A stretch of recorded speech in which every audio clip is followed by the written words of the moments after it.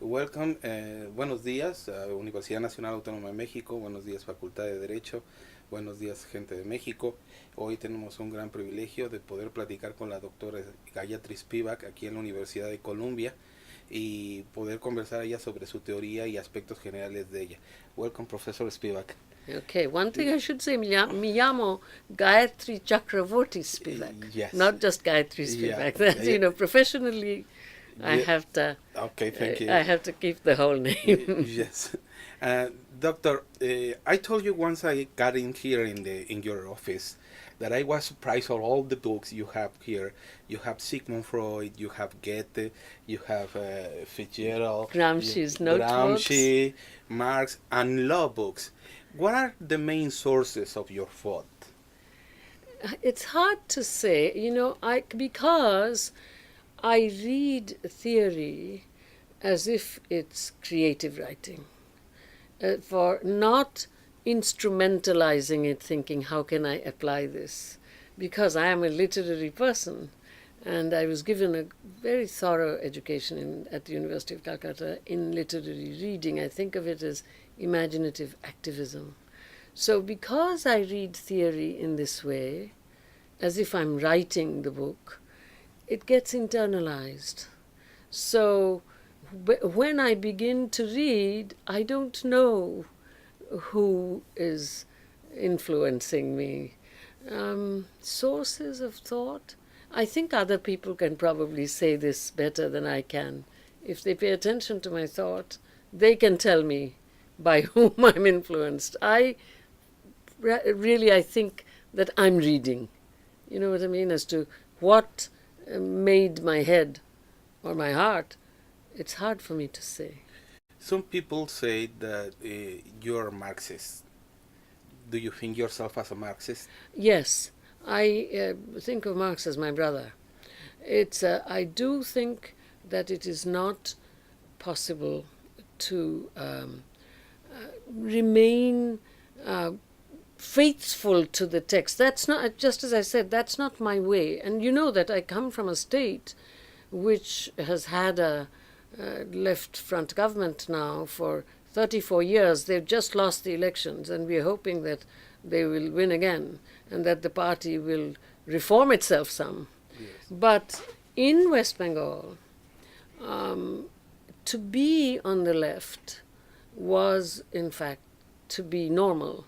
So therefore, that question doesn't come to me in terms of US Marxism, which is a very different kind of thing, and not Western Marxism either. I mean, I have very recently written a review of a book by Vivek Chibber, where I've talked about Little Britain Marxism. Not Great Britain, but Little Britain. And this is something that I've thought for many, many years. And then there's also sort of bourgeois revolution Marxism, where my very dear friend Etienne Balibar, in his recent book on the philosophy of Marxism, says Marxism is an improbable, and I quote, improbable philosophy. And he says that Marx did not have the time to give us doctrine because he was busy rectifying himself. Whereas for me, that's what makes Marx interesting. It's an open text right at when Engels collected his materials, and Capital Volume 3, as you know, is where Marx contradicted himself from Capital 1. It's the thickest volume. And then at the end of his life, because he was persuaded that just Germany and Britain wasn't giving him enough of a critical base, he started learning Russian because Russia was such a very different social formation. That's the kind of Marx, that's why I said he's my brother. Yeah. That's the kind of Marx that I feel extremely close to. And I'm not a post-Marxist. And also Gramsci's reading, where he says that Marx's work is gnoseological, which is translated as epistemological in English, but that's not quite the word. I'm much invested in that opening up of Marx into a conjuncture which already was different from his, and Gramsci had a tremendous political imagination. And then, of course, moving into our own time. So yes, I remain an active kind of Marxist rather than someone who follows a line. Yes. When you wrote your book of Critical of Postcolonialism, Terry Eagleton criticized you. But a part of the critics, I believe, is quite interested because he said that you are more worried about the epistemological matters than the whole construction on the formalities. I don't remember Terry's review in detail, so I will simply take you at your word that he said so. But I'll tell you why I'm interested in epistemological details. Because it seems to me, unless desires are shifted, no permanent political structures will come into being.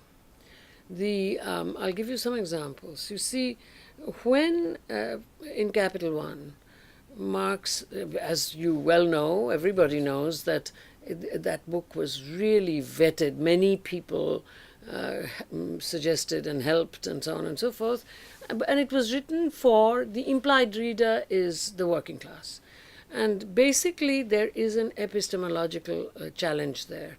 Change your own, how you construct yourself as an object of knowledge from victim of capitalism to agent of production.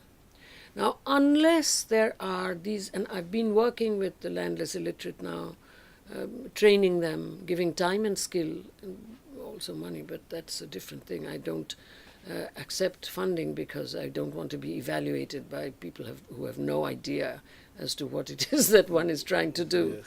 So, and there, in order to bring in will to law, unless you, I mean, these are people who see nothing but ruling class corruption all around them, and who have been for millennia cognitively damaged by my caste, my class. Unless the mental furniture with which the world is understood is shifted, there is no way that there will be, and this is true also at the top. I mean, I have students here who are ready to help the world. So this undertaking is hard and slow. And Eagleton supposedly is a teacher of literature. Yes. He should know that this is where the kind of vanguardist line, like the vanguard will change class consciousness or bring class consciousness to the masses, etc. People should realize that those kinds of sentences, in fact, also have an epistemological burden. I mean, class consciousness, where does the word consciousness come from? So to an extent, I think Eagleton should do his homework. I like him very much. He's an old friend. But nonetheless, he shoots off too easily. And what other of, I believe, you may say so, of your brothers is Jacques Derrida. You start working with Derrida, you translate the grammatology, and you told me that you are doing the retranslation again. Yes. Of the grammatology. Derrida once said that the construction was a strategy. It shouldn't be like a recipe. Some people think I do A, B, and C, and then I got the answer. It's a strategy. For you, how does this strategy work? Again, I will go back to my first answer. I mean, these are important questions, so yes. I'm trying to answer, in the way in which generations of my students have heard me answer. See, don't really know how to deconstruct. What I was taken by when I first read the La Grammatologie, and I have said many times that I did not know who Derrida was. I just ordered the book out of a catalogue, because this was before email, before faxes, not quite before faxes, but before faxes became so popular, before the internet. And I was in the middle of the country. So I thought he was an unknown author, and I read the book with my limited French, which is why I'm also revising the translation. I knew very little French. So, and even now, I've only had one little course, but nonetheless. But what I liked very much was that on the first page was the word ethnocentrism. Nobody used that word in 1967 in books of philosophy. I thought, my God, look at this guy. I was much taken. So I followed him through his book, and I saw the word deconstruction. And I didn't know how to do it, okay? I could understand what he was writing. And then I was just, my way of thinking, humble as it was, nurtured by my teachers, was, it resonated with his, and when I say resonated, that's a musical metaphor, right?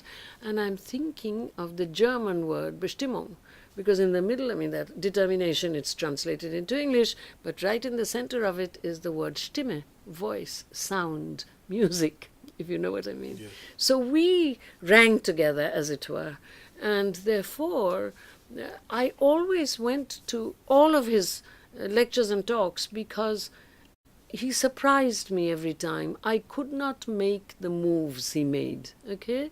And so, as a literary person, what does a literary person do? She learns how to welcome the contingent, not the necessary. This is why all literary studies, genres and so on, they are ready to be broken down by new literature or new readings of old literature any day. And that's what happened between Jacques and me.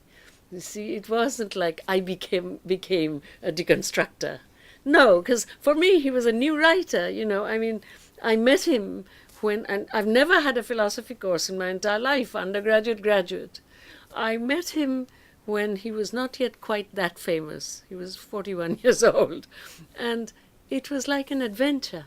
You know what I mean? Marx is a little bit different because he's in our history, the history of Bengal. You know that the Communist Party of Mexico had its establishment had something to do with a guy called M. N. Roy, who was a Bengali. Yes. Right? So because our left tradition is old, and so therefore that was a bit different. It was almost like a family thing. My mother's brother was a member of the Legislative Assembly from the old Communist Party of India.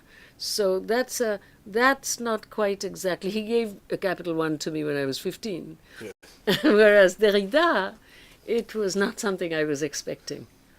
It changed my entire life, but it was the contingent. And for you, you are one of the major scholars on postcolonial theory. But somehow talking about postcolonial theory has become complex. And nobody understands clearly what is the post in postcolonial theory. So I feel that I'm obligated to ask you, what is postcolonial theory for you? Well, first I can make a joke. Yes. You see, if I am influenced by deconstruction, yes, then I have no answers for ontophenomenological questions. That is to say, what is? Yes. Okay? But that's a joke, But deconstructive thinking always turns it, since theory, to theorize is a practice. It would tell you, what is it to be postcolonial, That's the form. But I'm only half serious. You see, the thing was that I was born in British India, right? And at first for us, the word post-colonial was almost a joke. It was a deeply ironic word because my generation is the first generation of full-fledged intellectuals after independence, because Salman Rushdie, they are Midnight's children. They were born in 1947, the year of independence. We were born before. And we felt that the failure of decolonization began when negotiated independence came in, because necessarily colonized countries have no practice of freedom, and therefore that's the formula. So we could not be serious about claiming post-coloniality as anything but a descriptive adjective, and like most descriptive adjectives, it's very limited. Also in our subcontinent, India inherited the British railway system, the Indian army trained by the British, etc., whereas Pakistan and what was then East Pakistan, Western East Pakistan, had to start from scratch. So that those of us who thought about these things also felt that post-coloniality was not shared the same way in the different post-independence nation-states. So all of this. Then, in the late 1970s, something that happens in the United States to well-placed metropolitan intellectuals, immigrant intellectuals, happened, which is a kind of crisis of conscience, very peculiar to the United States, because there is in the United States this tendency of self-criticism, which in a sense legitimizes the US by reversal. It is serious and sincere, but it is in the long run symptomatic. So I went through it. And that was, because I had read Jane Eyre, for example, as a teenager in India many times. It had never occurred to me that there was in it this Creole person who had been completely, the mad woman who had been completely trashed almost as an animal, etc. So this kind of thing which happens in the United States, which to an extent legitimizes its kind of imperial role. This is a very peculiar thing I'm saying. This happened to me, this happened to Homie, this happened to Edward, and so on and so forth. And then I had this thing of how can it be that I have become the specialist of French feminism and of deconstruction. All of this is very US and in a deep way autobiographical. Out of this came writing, which was later called post-colonial. I certainly did not connect that with the experience of post-coloniality as an Indian citizen. I'm still an Indian citizen. I just voted in Calcutta. My nail has grown that much since May 12th. So that post-colonial is a completely different kind of thing. It's a historical thing. And it's a kind of failure, and it's failing more and more. But the thing is, new nations. But this here thing, the other thing that you're describing, U.S. post-colonialism, when I saw that what I had written under this kind of, by now, I look back upon it, as I say, symptomatic autobiographical moment, was being welcomed as post-colonial, I immediately became its critic. That's why that book is called Critique of Postcolonial Reason. And Amartya Sen, who was on the syndics of the Harvard University Press, whom I know very well, obviously, he's kind of a homeboy, as they say in US English, he said to me, Gayatri, this is a serious book. Why do you have a frivolous title? Because I had given it the title, Don't Call Me Postcolonial, ! And so I said, well, what should I call it? He said, well, you've got a reading of Kant in the first chapter. You should call it Critique of Postcolonial Reason. I said, well, if you say so. It seems a bit too vain to me. Too Kantian. And too arrogant. Yeah. But if you think so, I'll do it. So therefore, my relationship, I mean, people have not paid any attention to the fact that I have never really been seriously self-declared post-colonial. And in fact, the essay of mine, which is unfortunately best known, is not a post-colonial essay. It's a critique of Hindus. Yes. Can the Subaltern speak? It's a critique of the Hindu tradition. Yeah. It's And not how they read literature. not only how they read literature, but how they treated women. Yes. You know, it's a It's interesting when I read yourself and I read Professor Baba. They're both Indians, but they don't go to the same point. You write in different directions. At some point, both theories split and one go other ways. Why do you think it's But that? how do you mean? First of all, explain yourself a little, Yes. then I'll answer. Professor Baba goes more to the not to the literature, not to the epistemological questions, but go to the sociological matters, the difference in politics and society. But you rarely talk about politics, rarely talk about how society lives, not how society reads. Why do you think is that? I don't really know. But I think, I mean, there is a difference between Homi and me because, as I say, I am Indian, Yes. right? So, I mean, I'm a critic of the Republic of India. And I can't just, I mean, I'm not a minority in either a little island off the coast of France where Homi was, Britain. He's a British citizen now, I suppose he's US. I think it does matter to what civil society you're attached. And I'm not a minority here. I have no civil rights, that's fine, I teach. You know, I'm part of a majority, sometimes violent, of a very large country. 86% majority, that's me. Yes. So therefore, I think I can't, you will notice that most of Homi's political material, very beautifully argued, Yes. is for the marginalized. But I'm not marginalized. I'm an upper caste Hindu. I've been an instrument of marginalization now for thousands of years. So it's very hard for me to ask for political redress on my behalf or on behalf of upper class metropolitan migrants. I'm not, I would have run for national office in that case.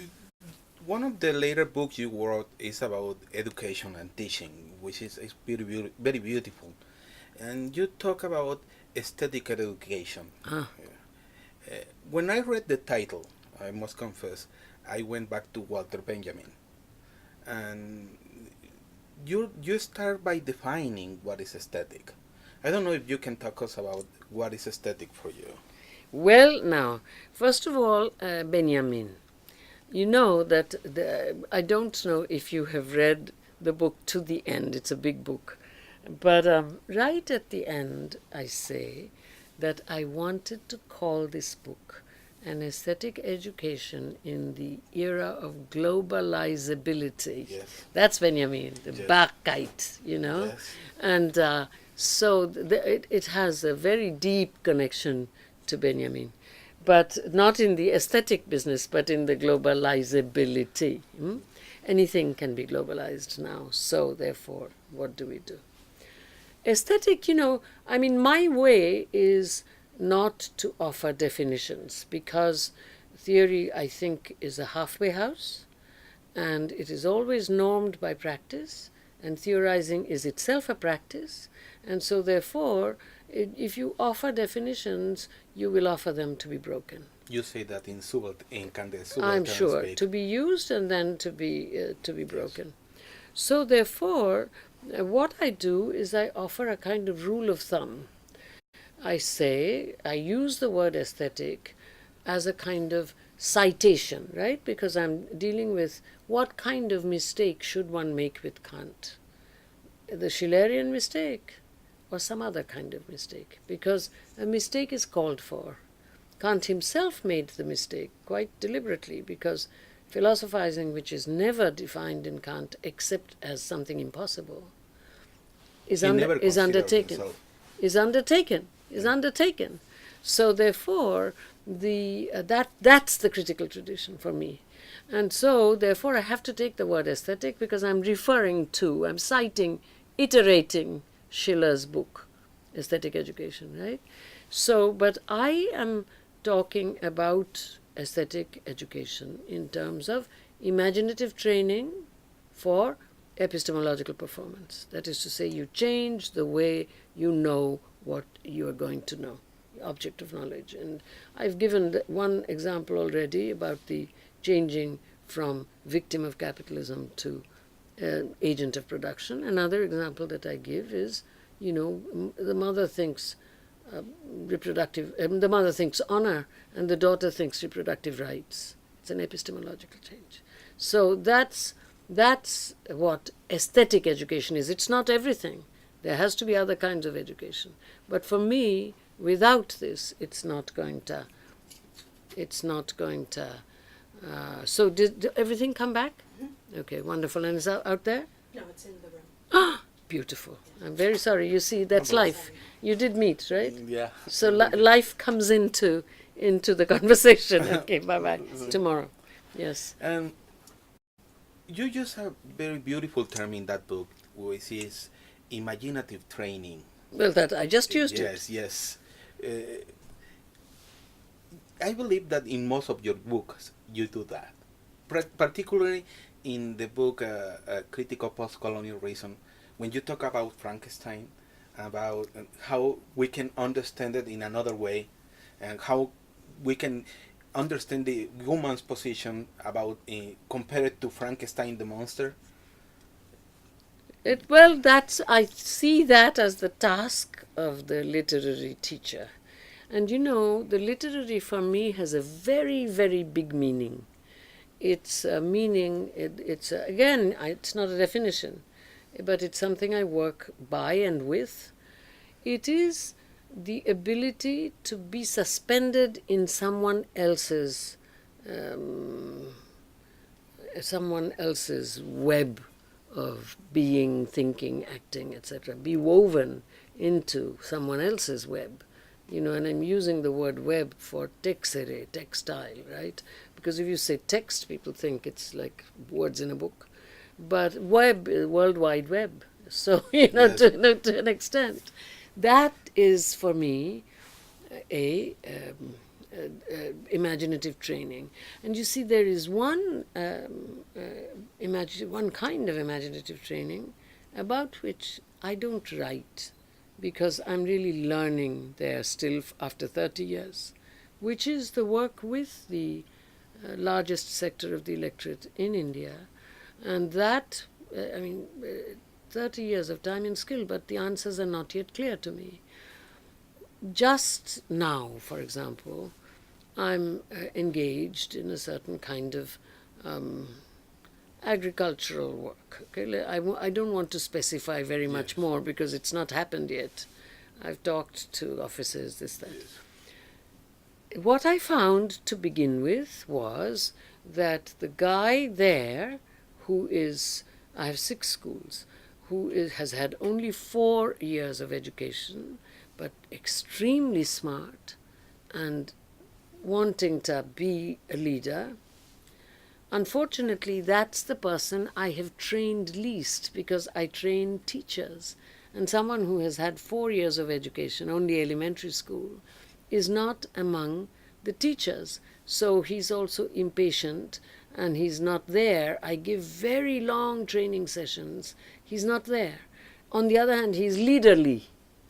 So therefore, all the women and men over whom I have lavished my training in order to learn how to train them, because their epistemologies have been damaged over thousands of years, they are led by this person who has not been imaginatively trained by me over these last 30 years, right?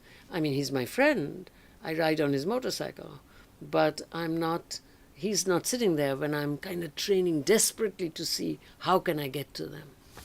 And so the agricultural thing that I'm talking about resembles the bad stuff that they see all around them, so that it resembles it is a desire to be small latifundists and use the other so-called untouchable castes and aboriginals as sharecroppers in their small little latifundia. You understand? Yes.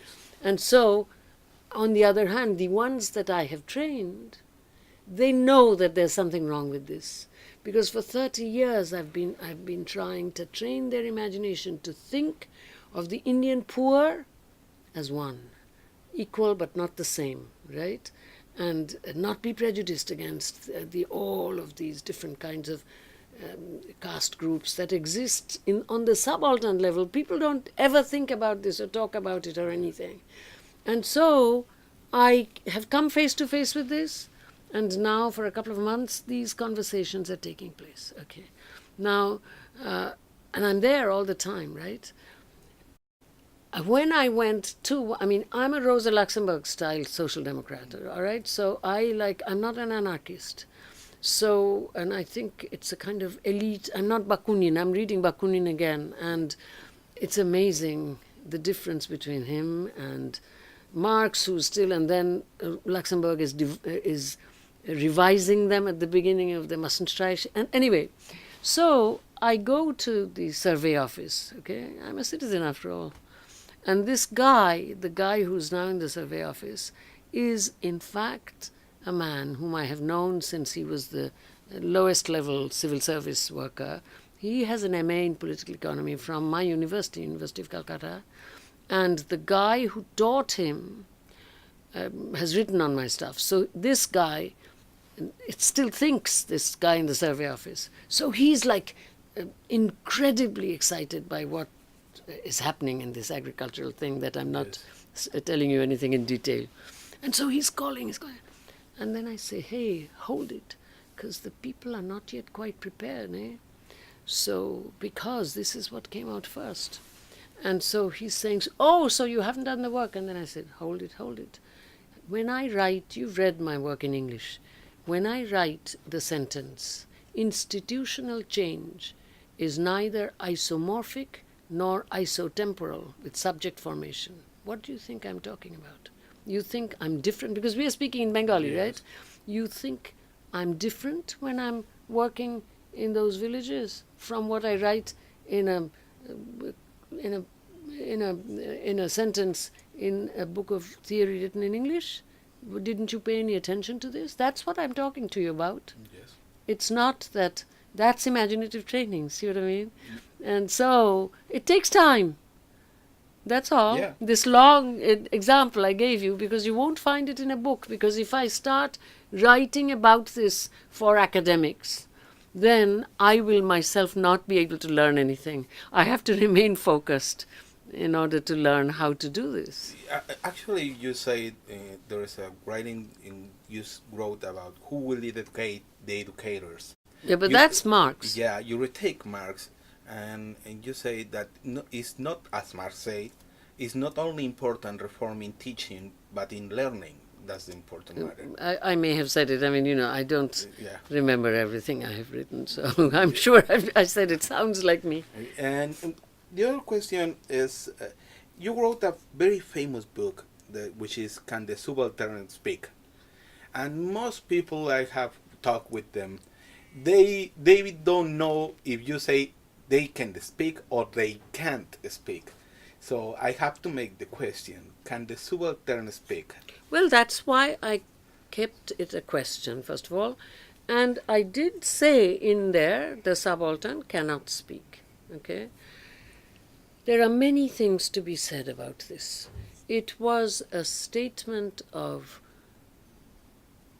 anguish, anger, and despair, because the story was that the woman who hanged herself because she could not kill, she was in an anti-imperialist struggle and she had been given an assassination detail.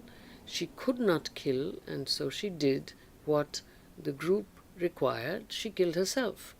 But she waited until she menstruated to show that she was not killing herself because she was illicitly pregnant. In other words, it was a declaration in the body, writing the body to say, I am a feminist. I am not identified with a man as all those women who were burnt with their husbands were. I am against that. She spoke in extremis with her body. And yet, a woman in her own family, just 2 generations later, highly educated, said she had killed herself because of an illicit pregnancy. So therefore, it was a rhetorical and emotional remark. Anybody who reads the text should know it. It was an emotional remark saying the subaltern may even write with her body and speak in death, but even then we cannot complete their speech act. Therefore, she cannot speak. It's like in the Scarlet Letter. Well, I would not like to compare it to a text because that's a book that's read in American studies and people take exams on this, whereas this is a very obscure 17-year-old woman. I would like to keep her apart. Yeah. But, and people don't understand my text because I tell her story. It's amazing. And I'll also say something. Megan Morris told Dipesh Chakravorty. Now, I don't know that she actually said it because Dipesh told me that those who think that Gayatri is silencing the subaltern think that she wrote an essay called Can the Subaltern Talk? Not Can the Subaltern Speak? Yeah. Because there is a difference between the two damn things. Yes. Of course, they not only can they speak, and this woman spoke in the most extreme way. But we do not have an infrastructure which allows us to recognize that speech has taken place. When I just knew you, I told you that many students in the philosophy faculty read your work, and somehow they resent that you don't talk much about Latin America. And I guess I have to make the question, maybe you don't have the answer for it, but how do you feel about this theory of the subaltern when we see the story of the migrant kids, these kids that are crossing the border without parents and maybe risking their lives? I think the idea of the subaltern is very mobile. I don't, and in fact, that woman about whom I wrote 30 years ago, I didn't particularly think that she was a pure example of subalternity. I mean, I moved away from her, and since 1986, I've been involved in producing the subaltern intellectual in those schools, which is Gramsci's program. I mean, I wasn't following Gramsci, like I told you earlier. Yes. I found much later, I've been teaching Gramsci forever, and then about 3 or 4 years ago when I was teaching Gramsci, I realized that his thinking, again, resonated in a very important way. So yes, I think the idea of subalternity can be used to describe different kinds of situations, and situations that are not generalizable by capital logic alone. I stick to that because that's where Gramsci had to go there, because he was, after all, the director of the Communist Party. It wasn't like he wasn't a communist, but he realized that in the Italy of his day, if you just defined the work in terms of the proletariat alone, there would be a huge task undone.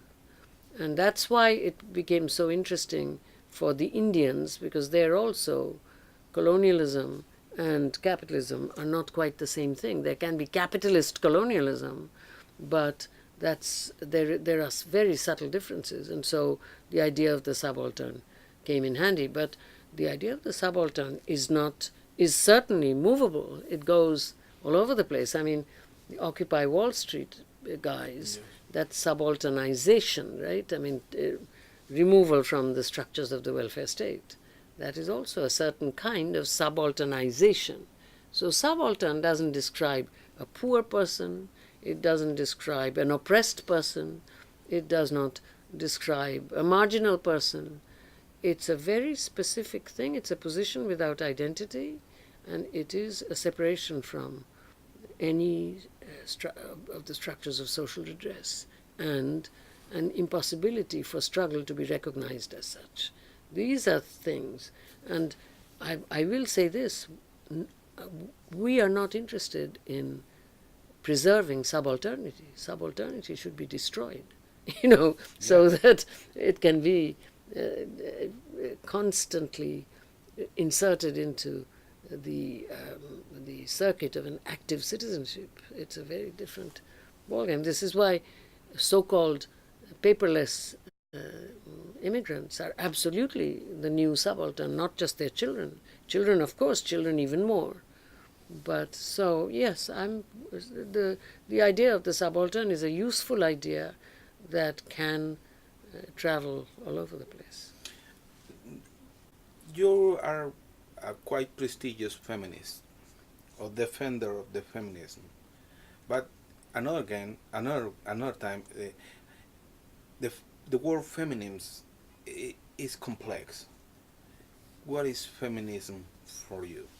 On to phenomenological question. You cannot answer that. Okay, I tell you, we're speaking in English. Yes. So I'm using the word feminism because I think the word womanism that was made up by certain really fairly elite intellectuals combating so-called Eurocentrism, that was about as Eurocentric as you can be. I mean, all these self-declared combating of Eurocentrism, they really legitimize Eurocentrism because, when you work among the subaltern, you find that Eurocentrism is not an issue. There are many other very important issues, but, I mean, it makes no sense to speak about Eurocentrism. So, speaking in English here in my nicely appointed office, we are using that English word. We use the word Marxism. It's like that. And I think it would be very difficult to give a definition of feminism because feminism does not have a big book. You know what I mean? Yes. So, and I think it's good that way. And I, in fact, have never been identified with single-issue feminism. Because single-issue feminism, whether it wants to or not, takes the middle-class woman, even if it is working for a very poor woman, it takes the middle-class woman as the example of woman, and I think that's a mistake. Also, in many, many cases, incredible violence against women comes because, and I know what I'm talking about, I've been doing this now for 30 years. I've been teaching at a US university for 49 years, but I've been teaching among the landless illiterate, teaching and training now for 30 years. And quite often, the men and the women who take rape culture and bribe culture as normal do so because of deep class apartheid in education. And so to separate it as kind of just a gender thing is a luxury. And I will say this also, that working in South Asia, especially because that's a place where I'm a citizen, for women who suffer HIV, AIDS, trafficking, etc., public mock courts of South Asia, juries, it is quite surprising how often the immediate agent of trafficking is a woman. So my idea of something innate in women that somehow keeps them pure, that's ridiculous. I think, in fact, if you work among the subaltern, you cannot keep women and men separate. And at the same time, you must, of course, also criticize very deeply the kind of historical resentment of women there is in the men. I mean, you would laugh if you heard me talk Yes. to these guys with whom I work with their 7 years of education and high school graduate education, etc. And I say, look, I know what I'm talking about. People resent me because I'm a woman. I'm not so, you folks, I mean, here we are all together, and I'm your teacher and I'm your older sister and this and that. But as men, you have a certain degree of resentment of me because I have some power over you. Think about it, etc. I have these long talks with these uneducated men. So it is quite true that, you have to look at this kind of inbuilt heteronormativity. But on the other hand, if in the field of action you're a single issue feminist, I think, again, that's very symptomatic of a certain class production. Well, I guess this is the last question. What should we expect? What are you working now to present in the next years? You told me about the grammatology, the new translation you're working, which is going to be interesting, is this rewriting. But where are you working? Well, I'm working on many fronts. I'll just give you a very short list. Yes. I have a book on W.B. Du Bois. I gave the Du Bois lectures at Harvard in 2009, and I am discovering more and more how much he changed. I think he was really the most important historian sociologist in the United States in the 20th century. He's not considered in that way because he is African American. He was African American. But really, we should not stop with de Tocqueville. He talks about the constitution of democracy in the United States in a way that's absolutely masterful. So I go to Ghana in Africa to read the books that he took with himself when he became a citizen of Ghana right at the end. So I'm looking at his marginalia and so on. So that's like a book. And I'm also very deeply involved with working with Africans in Ghana, Nigeria, and Kenya on the mother tongues that were not consolidated by the missionaries as survival languages, not as endangered languages or anything. That takes up a great deal of my time. And I'm also, of course, working on this these schools that I'm talking about. Okay. You see, that's the biggest challenge in my life. And beautiful. That's the biggest challenge because it's an intellectual problem of massive proportions. It's getting the practice. Is it possible to access? Remember what I said, the literary was getting suspended in someone else's web. Is it possible to access an epistemology cognitively damaged over thousands of years with no right to intellectual labor punished, only bred up for manual labor and obedience and saying yes? Is it possible to access such an epistemic apparatus in order to teach the children the intuitions of democracy, that is to say, the most hospitable of systems, where you have to feel the aporia, the double bind between liberty, autonomy, myself, ipseity, and equality, which is this, even those who are completely different from me, even thieves and jerks and murderers, are equal, one vote. That's a huge aporia. Is it possible? Because all the human rights stuff is just doing self-interest, their justified self-interest. I'm not interested in that. I'm a teacher. This is an enormous, this is a kind of supplementing of vanguardism, especially since it is my caste and class that have done this. Postcolonial is nothing compared to this. There was day before yesterday. These guys have not seen white folks. They don't have any sense of colonialism, but in terms of the longue durée, Brodel, in terms of the persistent structures. They know about caste oppression completely. And so I tell them, I'm your race enemy, your class enemy. I'm here to repay my ancestral debt. But on the other hand, I'm like a good person. My parents were also good.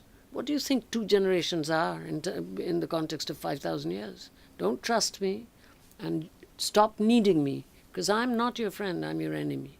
So, this work, it's unbelievably challenging. And I can't write books about it. Yes. Because if I do, first of all, I have no method to give anyone. The subaltern is not generalizable. And what method will I give? Will they do it? It is very difficult to do. They won't do anything. So I'm still learning. And that's my work, which I have no idea what it will lead to. But so there's the Du Bois book, all these African things, and the workshop, your work. This other work. Well, Dr. Spivak, has been a pleasure to talk with you. As I told you before, I'm very excited of knowing you and talking to you about your books. I'm a big fan of your work. Thank you very much. Thank you for coming. It's been fun. Thank you.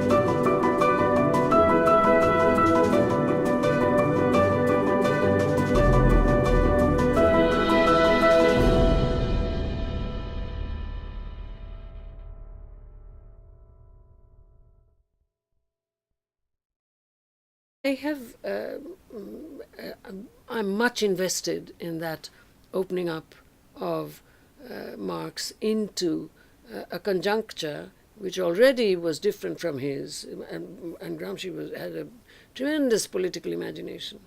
And then, of course, moving into our own time. So yes, I remain an active kind of Marxist rather than someone who follows a line. Yes. When you wrote your book of Critical of Postcolonial Reason, Terry Eagleton criticized you. But a part of the critics, I believe, is quite interested, because he said that you are more worried about the epistemological matters than the whole construction on the formalities. I don't remember Terry's review in detail, so I will simply take you at your word that he said so.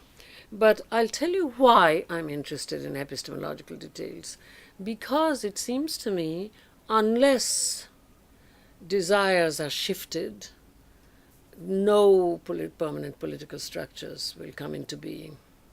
I'll give you some examples. You see, when in Capital One, Marx, as you well know, everybody knows that that book was really vetted. Many people suggested and helped and so on and so forth. And it was written for the implied reader is the working class. And basically there is an epistemological challenge there. Change your own, how you construct yourself as an object of knowledge, from victim of capitalism to agent of production.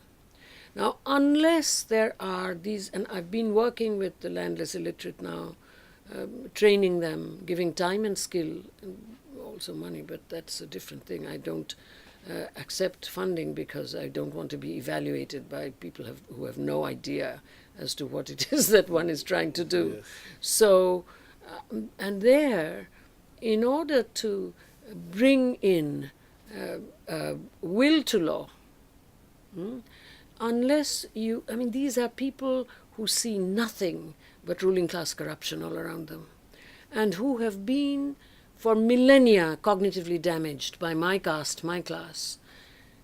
Unless the mental furniture with which the world is understood is shifted, there is no way that there will be, and this is true also at the top. I mean, I have students here who are ready to help the world.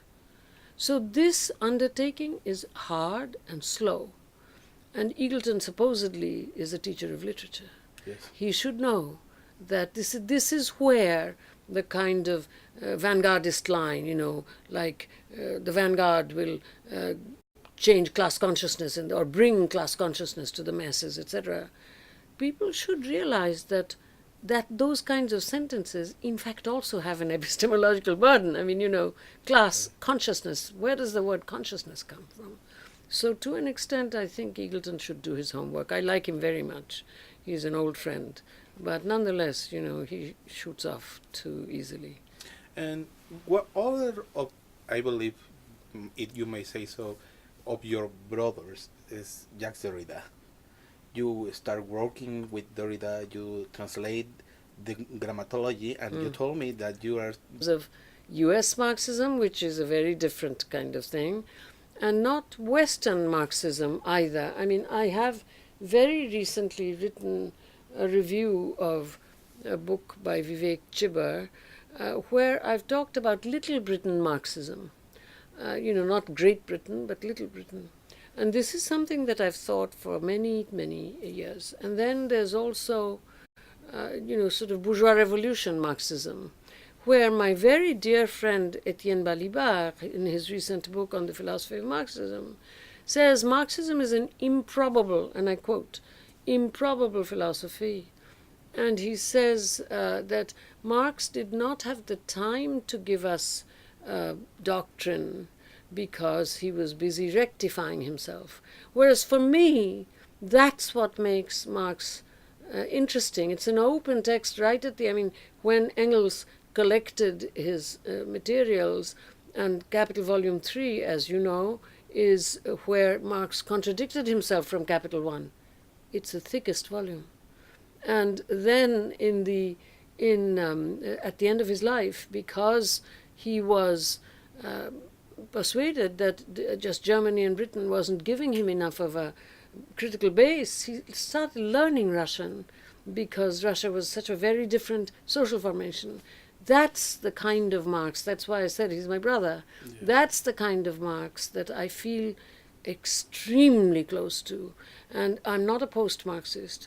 And also Gramsci's reading, where he says that Marx's work is gnoseological, which is translated as epistemological in English, but that's not quite the word. For not instrumentalizing it, thinking, how can I apply this? Because I am a literary person, and I was given a very thorough education at the University of Calcutta in literary reading. I think of it as imaginative activism. So because I read theory in this way, as if I'm writing the book, it gets internalized. So when I begin to read, I don't know who is influencing me. Sources of thought, I think other people can probably say this better than I can. If they pay attention to my thought, they can tell me by whom I'm influenced. I think that I'm reading. You know what I mean? As to what made my head or my heart, it's hard for me to say. Some people say that you're a Marxist. Do you think yourself as a Marxist? Yes, I think of Marx as my brother. I do think that it is not possible to remain faithful to the text. That's not, just as I said, that's not my way. And you know that I come from a state which has had a left-front government now for 34 years. They've just lost the elections, and we're hoping that they will win again and that the party will reform itself some. Yes. But in West Bengal, to be on the left was, in fact, to be normal. So therefore, that question doesn't come to me in terms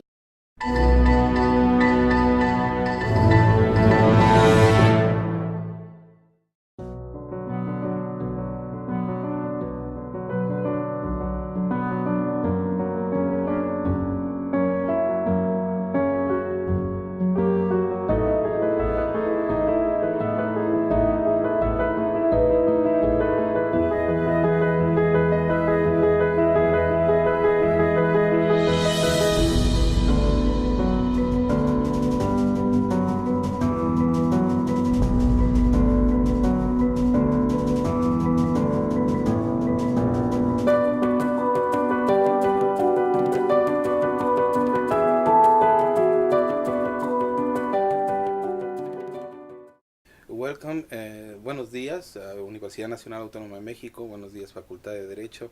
Buenos días, gente de México.